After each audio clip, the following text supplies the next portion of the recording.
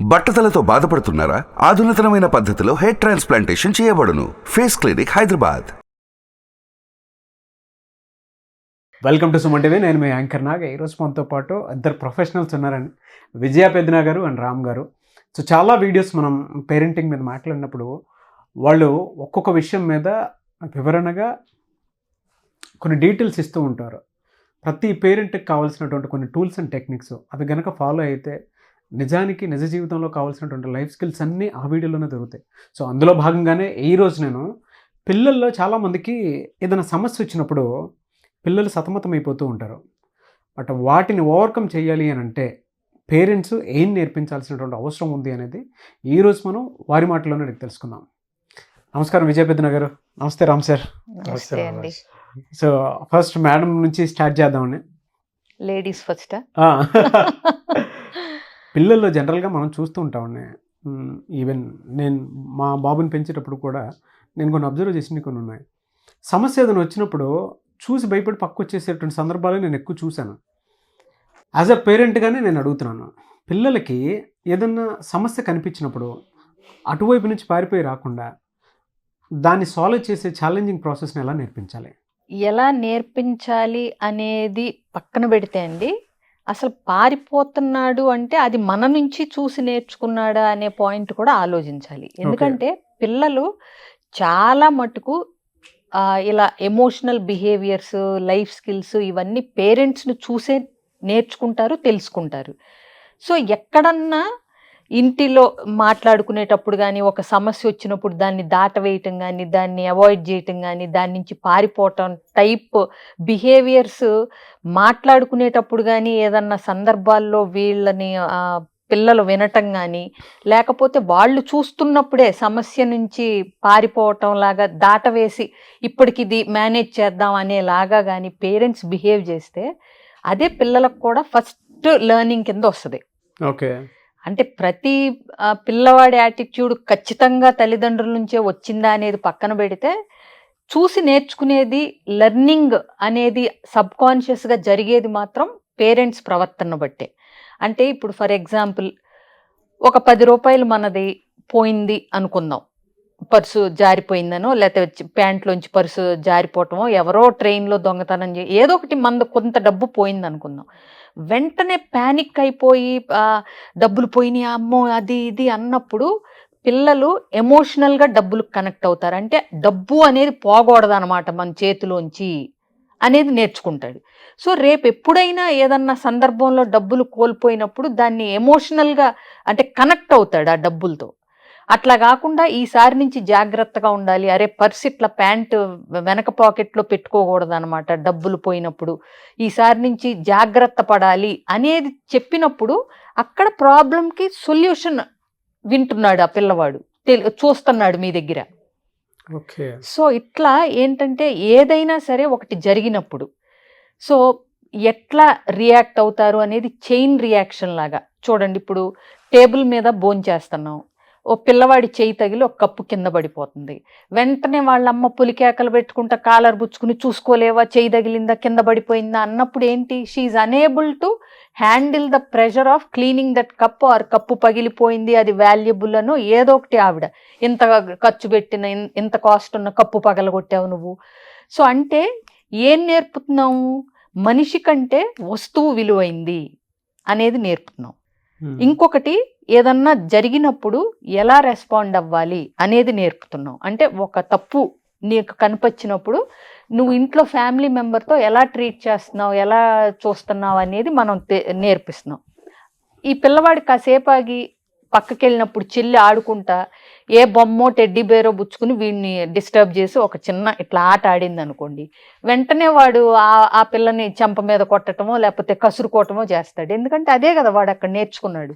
నచ్చనిది జరిగినప్పుడు నువ్వు తిట్టు, కోప్పడు, కొట్టు, ఇవే కదా నేర్చుకున్నాడు. అదే తల్లి గనక పర్వాలేదులే ఈసారి చూసుకో, పర్లేదు, ఇట్స్ ఓకే అని చెప్పి ప్రేమగా భుజం తట్టింది అనుకోండి, ఇలాంటి క్రైసిస్లో ప్రాబ్లమ్స్ వచ్చినప్పుడు మనుషుల్ని హర్ట్ చేయకూడదు అనేది వాళ్ళకి అర్థమవుతుంది. సో ప్రాబ్లమ్ని ఫేస్ చేయటం ఎలా అంటే ఇవన్నీ చిన్న చిన్న ప్రాబ్లమ్సేనండి. సో పెద్ద ప్రాబ్లం రావక్కర్లా సొల్యూషన్ వెతకటానికి. జీవితంలో ప్రతి అడుగు ఎలా వెయ్యాలో తెలియకపోతే ప్రతిదీ ప్రాబ్లమే. తెలిసినప్పుడు ప్రాబ్లమ్ని హ్యాండిల్ చేయటం తెలిసినప్పుడు నీకేది ప్రాబ్లం అనిపించదు. సో కాబట్టి ముందు ప్రాబ్లమ్ సాల్వింగ్ స్కిల్స్ అనేది అసలు మీ నుంచే మొదలైతే పిల్లవాడు ప్రాబ్లం వచ్చి దాన్ని సాల్వ్ చేసుకునే ఎబిలిటీ వాడికి వచ్చేసరికి వాడికి తెలియకుండా ఒక ఇన్నేట్ స్కిల్ని మీరు మోడలింగ్ ద్వారా వాడికి చూపిస్తున్నారు. ఓకే. పోట్లాట అయితే స్కూల్లో ఎట్లా నెగ్గుకు రావాలి, ఎట్లా లీడర్షిప్ క్వాలిటీస్తో వాళ్ళని సమాధానపరచాలి, 2 గ్రూపుల మధ్య కొట్లాట అవుతుంటే నువ్వు ఎట్లా ఆపాలి అనేది, ఇంట్లో వచ్చే గొడవల్ని పేరెంట్స్ ఎట్లా మేనేజ్ చేస్తున్నారు, ఎలా సర్దుబాటు చేస్తున్నారు అనే దాన్ని బట్టి వాడు నేర్చుకుంటాడు. సో మెయిన్ ఒక విషయంగా అంటే కనుక పేరెంట్స్ ఫాలో అవుతూ ఉంటే పిల్లలు నేర్చుకుంటారు. So coming to you sir, ఒక పేరెంట్గా అంటే జనరల్గా ఒక ఫాదర్ అయినా సరే ఆడపిల్లకి ఏదైనా ఒక సమస్య వచ్చినప్పుడు అక్కడి నుంచి పారిపోకుండా దాన్ని ఛాలెంజింగ్గా తీసుకుని ఫేస్ చేసేంత ధైర్యాన్ని ఇవ్వాలి అని అంటే ఏ విషయాలు చెప్పాల్సినటువంటి అవసరం చాలా ఉందంటారు? ఆ రోజు ప్రాబ్లమ్ సాల్వింగ్ అంటే సమస్యను పరిష్కరించే విధానాలు నేర్పించే ముందు సమస్య అంటే ఏంటో చెప్పాలి. దేన్ని సమస్య అంటారు, ఎవరికి ఏది సమస్య? ఇప్పుడు మీకు సమస్య అనిపించింది, నాకు అనిపించకపోవచ్చు. అసలు సమస్య డెఫినేషన్ ఏంటో పిల్లలకు నేర్పిస్తే తల్లిదండ్రులు అప్పుడు ఓహో ఇది సమస్య అంటారు. లేకపోతే కొంతమందికి ఎగ్జామ్ రాయడం సమస్య, స్కూల్కి పోవడమే సమస్య, ఫెయిల్ అయితే సమస్య. ఏది నిజానికి సమస్య? సమస్య దేన్ని అంటారు అంటే ఆబ్జెక్టివ్ ఒకటి ఉంటుంది, ఒక లక్ష్యం ఉంటుంది మనం నెరవేర్చుకునేది. లక్ష్యానికి ప్లస్ అబ్స్టాకిల్, దానికి ఒక అడ్డు తగిలే ఒక అంశం ఉంటే, మీరు ఏదైనా సాధించాలనుకుంటే దానికి ఏదైనా ఒకటి అడ్డు తగులుతుంటే దాన్ని సమస్య అంటారు. మీరు ఆబ్జెక్టివ్ను నిర్ణయించుకుంటే ఆబ్జెక్టివే ప్రాబ్లం కాదు. మీరు ఏదైనా సాధించాలనుకుంటే అదే అయ్యే ప్రాబ్లమే అని చూడక్కర్లేదు. సో ప్రాబ్లం అనేది ఫస్ట్ డిఫైన్ చేయాలి, దీన్ని ప్రాబ్లం అంటారు అని. సమస్య దీన్ని అంటారని తెలిసిన తర్వాత ప్రతి సమస్యకు ఎలా రియాక్ట్ అవ్వాలో ఒకే పద్ధతి ఏం లేదు. ఇప్పుడు ఒక సమస్య నాకు ఛాలెంజ్ అనుకో, నేను ఛాలెంజ్గా తీసుకొని పరిష్కరిస్తాను. ఒక ఛాలెంజ్ నాకు ప్రశ్నే అనుకో, సమాధానం కోసం వెతుకుతాను. ఒక సమస్య దీన్ని నేను పరిష్కరిస్తే నాకు ప్రయోజనాలు పొందుతాయి అనుకుందాం, పరిష్కరించడానికి ప్రయత్నిస్తాను. ప్రతి సమస్య భయపెట్టేదే అయితే పారిపోవడానికి ట్రై చేస్తాను. తల్లిదండ్రుల ఓరియంటేషన్ ఆడపిల్లలకు ఏదైనా సమస్య వచ్చినప్పుడు ప్రతిదానికి తప్పించుకుపోవటమో సమస్యకు ఎదురుపడకపోవడమో కాదు నేర్పించాల్సింది. సమస్య వస్తే ఎదుర్కొనే శక్తిని ఎట్లా డెవలప్ చేసుకోవాలి, సమస్యను పరిష్కరించుకునే ధైర్యాన్ని ఎట్లా డెవలప్ చేసుకోవాలో నేర్పించాలి. జనరల్గా సేఫ్ సైడ్ ఉండడం కోసమని తల్లిదండ్రులు ఆడపిల్లల్ని సమస్య జోలికి వెళ్ళొద్దు, సమస్య ఉంటే అక్కడ ఉండొద్దు, నువ్వు సమస్యను సృష్టించవద్దు, సమస్య అంటేనే నీ జీవితంలో ఎక్కడ లేకుండా ఉండాలని అనుకోవడం ఉందే, ఇది చాలా పెద్ద పొరపాటు. మీరు ఏదైనా స్కిల్ డెవలప్ చేసుకోవాలనుకుంటే సమస్య రాకుండా ఉండడానికి కాదు, వస్తే దాన్ని నెగ్గి విజయం సాధించడానికి మీరు పరిష్కారాన్ని నేర్పించండి. సమస్యకు చాలా పద్ధతులు ఉన్నాయి. Number 1 gamification. ఒక సమస్యను ఇది ఒక ఆటగా తీసుకోండి, సమస్యని ఆటగా చూస్తే నువ్వు ఎలా గెలుస్తావో చూడండి. నిజంగా చాలామంది పిల్లలు ఆడే ఆటలన్నీ సమస్యలే. యాక్చువల్గా ప్రతి ఆట సమస్య. మీరు క్రికెట్ ఆడుతున్నారు అనుకోండి, క్రికెట్ ఆడుతుంటే ఏంటి, ఒక బాల్ ఉంటే బాల్తో వికెట్లు కొట్టడానికి ట్రై చేస్తేనే ఇతను బ్యాట్ పట్టుకొని అడ్డుకోవాలి, సమస్య. ఇప్పుడు బాల్ని చాలా స్పీడ్గా వేస్తాడు, ఫాస్ట్ బౌలర్ వేస్తాడు, స్పిన్ బౌలర్ వేస్తాడు, ఎట్లయినా వికెట్లు కొట్టడానికి వస్తాడు, సమస్య. కానీ నువ్వు సమస్య, అమ్మో ఇంత స్పీడ్గా వేస్తున్నాడని పారిపోనే, నేనేం నేర్చుకుంటా, ఎలా దాన్ని ఆపేసి టర్న్ చేయాలి అనేది నేను నేర్చుకుంటా, ఎలా సిక్సర్ కొట్టాలి, ఎలా దాన్ని సిక్సర్ ఎట్లా కొట్టాలో ఆలోచిస్తాను. సో ఒక సమస్యను గేమ్ లాగా చూస్తే ఆడడానికి మొదలు పెడతాను, ఇది ఒక పజిల్ లాగా చూస్తే సాల్వ్ చేయడానికి ట్రై చేస్తాను. సో ఆడపిల్లలకు తల్లిదండ్రులు నేర్పించాల్సింది ఏంటంటే సమస్య అనగానే అది పారిపోయేది కాదని, దాన్ని నెగ్గుకు రావచ్చని, దానికి కొంత ఎమోషనల్ ఇంటెలిజెన్స్ డెవలప్ చేసుకోవాలని మనం నేర్పించగలిగితే ఆ భావోద్వేగపు ప్రజ్ఞ ఉన్నప్పుడు ఆలోచించే శక్తి పెరుగుతుంది. అది లేనప్పుడు ఆవేశంతో నిర్ణయాలు తీసుకునేవాల్సి వస్తుంది. ప్రతి సమస్యకు ఆత్మహత్య పరిష్కారం అనుకోవచ్చు, ఇంట్లోంచి పారిపోవడమే పరిష్కారం అనుకోవచ్చు. ఇట్లాంటి అనుకోకుండా ఉండాలంటే ఇందాక విజయ గారు చాలా మంచి పాయింట్ చెప్పారు. ఏంటంటే ఒక సమస్య వస్తే తల్లిదండ్రులు ఎలా రియాక్ట్ అవుతారో పిల్లలు చూస్తారు. మీరు కావాలంటే ఒక అబ్జర్వ్ చేయండి చిన్న పిల్లలు.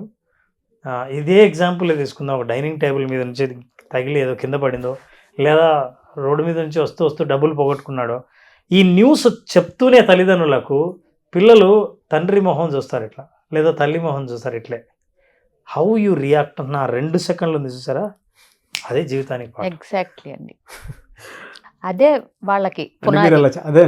మీరు అలా చెప్తుంటే నా పర్సనల్ ఎక్స్పీరియన్స్ ఒకటి గుర్తొస్తుంది. మీ వాడు అదే. ఖచ్చితంగా గుర్తొచ్చుంటాడు. అదే సార్, మా వాడే. ఇప్పుడు మా మిస్సెస్ ఏదని చెప్పినప్పుడు నేను టర్న్ తీసుకొని వెళ్ళిపోతూ ఉంటాను, వాడు కూడా అదే చేస్తాడు. అంటే ఇక్కడ సమస్య మా ఆవిడనేది కాదు, జనరల్గా చెప్తున్నాను.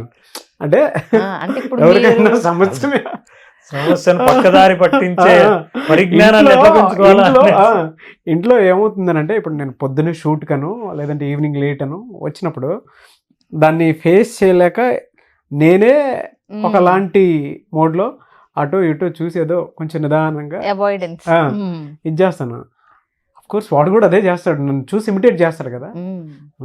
సో వాడు గుర్తొచ్చాడు. అంటే నేను చేసినవి ఏవైతే ఇమిటేట్ చేసినవి ఉన్నాయో వాడు అదే నా ముందు చేసేటప్పటికి నాకు క్లారిటీ వచ్చింది అనమాట. ఇప్పుడు నేను ఇదే ఎగ్జాంపుల్ చెప్తాను రాజు. నీకు ఆఫీసు షూట్ ఉంది, ఇంటి పనులు చేయాల్సినవి 2-3 ఉన్నాయి.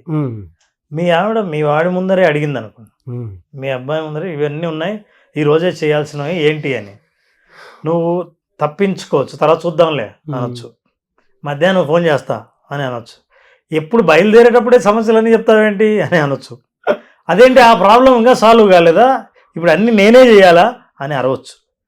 వీటి ఆప్షన్స్ ఉంటాయి. ఇవన్నీ పిల్లవాడు చూస్తుంటాడు. లేదా ఎమోషనల్ ఇంటెలిజెన్స్ పిల్లలు చూస్తున్నారు, ఇదే వీళ్ళ భవిష్యత్తు అని తెలిసినప్పుడు కూర్చొని ఒక్క నిమిషం ఏమేమి ప్రాబ్లమ్స్ ఉన్నాయి అని మీరు నిదానంగా అడిగి, దేనికి ఎప్పుడు పరిష్కారం అవుతుందో సాధ్యమయ్యే టైం లైన్ ఇచ్చి ఓకేనా అని చెప్పి వెళ్ళిపోతే, ఓహో ఇలా పరిష్కరించవచ్చా అని వాళ్ళు నేర్చుకుంటారు. ఇక్కడ పరిష్కారమే Thank you. కాదండి, మీరు ఆవిడకి ఎలా Approach. అప్రోచ్ అవుతున్నారు అన్నది ఇంపార్టెంట్. అవును అవును. రేపొద్దున మీరు చెప్పిన టైం లైన్ లో అవి చేయగలిగారా లేదా, మళ్ళీ దానికి ఆవిడకి సారీ చెప్పారా, ఈ ప్రహసనాలు కూడా ఉంటాయి మీరు అవును. ఆర్గనైజ్ చేసుకోపోతే డేని. కాబట్టి ఇక్కడ everything is when connected to emotions అండి. మన రియాక్షన్స్ ఎట్లా ఉన్నాయి అనేది చూసుకోవాలి. ఎస్. అప్పుడు ఏమవుతుందంటే, ఇందాక సార్ అన్నట్టు మీకు ప్రాబ్లం అనిపించింది, నాకు ప్రాబ్లం అవ్వదు. ఒకవేళ నేను ఆ పని చేయకపోయినా నేను కమిట్ అయింది, నాకు ఎట్లా దాన్ని చెప్పుకుని ఎక్స్క్యూజ్ చేసి అపాలజీ చెప్పి దాన్ని సరిచేయాలో నాకు తెలిసి ఉంటుంది. అవును. అర్థమైందా? కాబట్టి ఎవ్రీథింగ్ ఈజ్ అంటే ఇంటర్పర్సనల్ స్కిల్స్ ఉన్నప్పుడు కొన్ని ప్రాబ్లమ్స్ ఆటోమేటిక్గా సాల్వ్ అవుతాయి. బట్ వెరీ గుడ్ అనాలిసిస్ అండి. నిజంగా చాలామంది పేరెంట్స్ కనుక ఈ వీడియో చూస్తే మీ ఇంట్లో అందరికీ షేర్ చేయండి. టీచర్స్ కనుక చూస్తే పిల్లలకి చెప్పండి, మీ పేరెంట్స్కి షేర్ చేయండి అని చెప్పేసి. So very good. యాక్చువల్గా ఇది పిల్లలకి ఫైనాన్సెస్ ఎట్లా నేర్పాలి అనే దాని మీద కూడా మనం మాట్లాడొచ్చు. డెఫినెట్గా. ఇప్పుడు నాకు ఎప్పుడైతే ఈ పర్సు పోయినప్పుడు డబ్బులకి ఎమోషనల్గా పిల్లలు మనీని ఎట్లా చూడాలి అనే దాని మీద కూడా ఒకటి మాట్లాడదాం మనం. డెఫినెట్గా అండి. నేనే సార్, థ్యాంక్ యూ అండి. Thank you so much Vijaya Peddana garu. Thank you so much Ram garu. Thank you. చాలామంది అంటే ప్రీవియస్ బ్యాచ్ అటెండ్ అయినటువంటి వాళ్ళ ఫీడ్బ్యాక్ చూసి కూడా ఎక్కువ మంది అడుగుతున్నారు. అన్టోల్డ్ సీక్రెట్స్ అనేటువంటి ప్రోగ్రామ్ మళ్ళీ ఎప్పుడు నుండి అవకాశం ఉంటుందని చెప్పేసి అడుగుతున్నారు. Every parent and wife and husband కొత్తగా పెళ్ళైనటువంటి వాళ్ళైనా సరే మీరు కనుక ఒక్కసారి ప్రోగ్రామ్కి అటెండ్ అయితే మీ పిల్లల్ని ఎలా పెంచాలి, లేదంటే మీ ఫ్యూచర్ని ఏ విధంగా డిజైన్ చేసుకోవాలన్న అవగాహన అయితే డెఫినెట్గా వస్తుంది. అటువంటి ప్రోగ్రామ్ ఇది. సో ఎప్పుడు కండక్ట్ చేయబోతున్నారు? నారాజు ఏప్రిల్ 28 ఆదివారం okay. Untold secrets of relationship and parenting అనే ప్రోగ్రామ్. గతంలో మనం ఆఫ్లైన్ ఎట్లయితే కండక్ట్ చేసామో చాలామంది ఇది అడగటం వల్ల సిరీస్ ఆఫ్ ఇంటర్వ్యూ మళ్ళీ ఈ పేరెంటింగ్ మీద రిలేషన్షిప్ మీద చేస్తున్నాం. చిన్న సీక్రెట్స్ తెలుసుకోవడం ద్వారా లైఫ్లో రిలేషన్షిప్ని ఎలా కాపాడుకోవచ్చు. అందుకనే ట్యాగ్ లైన్ ఏంటంటే preparing is better than repairing. ఈ వర్క్షాపు ఏప్రిల్ 28న సండే జరుగుతుంది. ఓకే. Morning 10 to 5. ఏ విధంగా ఉండబోతుంది? Offline online okay. ఏ విధంగా అనేది వాళ్ళ ఆబ్వియస్గా ఊహకే వదిలేస్తారు. అంటే ఖచ్చితంగా వాళ్ళు కనెక్ట్ అయ్యి సాటిస్ఫై అయ్యి వచ్చినందుకు వాల్యుబుల్ సీక్రెట్స్ తెలుసుకుని వెళ్తారు. వాళ్ళ రిలేషన్షిప్ కానీ పేరెంటింగ్ స్టైల్స్ కానీ ఏదైనా సరే. మీకు బెస్ట్ ప్రొఫెషనల్స్ని ఎప్పుడన్నా సెర్చ్ చేసి వీళ్ళతోటి కౌన్సిలింగ్ ఉంటే బాగుంటుంది, అని కనుక మీకు అనిపించేటువంటి ఏదన్నా పర్సన్స్ అనిపిస్తే అప్రోచ్ అయితే బాగుంటుందని. డెఫినెట్గా అన్టోల్డ్ సీక్రెట్స్ అనేటువంటి ప్రోగ్రామ్కి వచ్చే ముందు ఎవరైనా వీడియో చూసేటువంటి వాళ్ళు ఉంటే పర్సనల్గా ఇండివిజువల్గా కలవాలనుకున్నా కూడా మీరు రామ్ గారిని, విజయ పెద్దన గారిని కూడా కలవచ్చు. లేదు అనుకుంటే సెషన్ కూడా అటెండ్ అవ్వచ్చు. అంటే మన జీవితాల్లో మనకు తగ్గట్టు మన ప్రొఫెషనల్స్ అంటే ప్రతి దాంట్లోనూ మనం సమస్యని ఫేస్ చేయడానికి ఇబ్బంది పడిపోతూ ఉంటాం. బట్ దాన్ని నుంచి ఎలా తప్పించుకోవాలనో, లేదంటే బయటపడితే చాలనో ఇగ్నోర్ చేస్తే బెటర్గా ఉంటుందనో అనుకున్నటువంటి పరిస్థితి మీకు అనిపించినప్పుడు రామ్ గారిని పర్సనల్గా మీట్ అవ్వాలనుకున్నా, విజయ పెద్దన గారిని పర్సనల్గా మీట్ అవ్వాలనుకున్నా కూడా స్క్రీన్ మీద మీకు కాంటాక్ట్ నెంబర్ కనిపిస్తుంది. దాన్ని మీరు కాల్ ఆర్ మెసేజ్ వాట్సాప్ చేసి అపాయింట్మెంట్ తీసుకోవచ్చు. లేదు అనుకుంటే వైఫ్ అండ్ హస్బెండ్ అయినా సరే, పిల్లలతో సహా అయినా సరే మీరు వచ్చి అటెండ్ అవ్వాలనుకుంటే అన్టోల్డ్ సీక్రెట్స్ April 28న క్లాస్ జరగబోతుంది. దానికి మీరు అటెండ్ అవ్వండి. అండ్ ఈ వీడియో లైక్ చేయండి, షేర్ మాత్రం తప్పకుండా చేయండి. ఇలాంటి మరిన్ని వీడియోస్ కోసం మా ఛానల్ ఫాలో అవ్వండి. Thank you. సుమన్ టీవీలో మీ పర్సనల్ అండ్ బిజినెస్ ప్రమోషన్స్ కోసం కింది నెంబర్కి కాంటాక్ట్ చేయండి.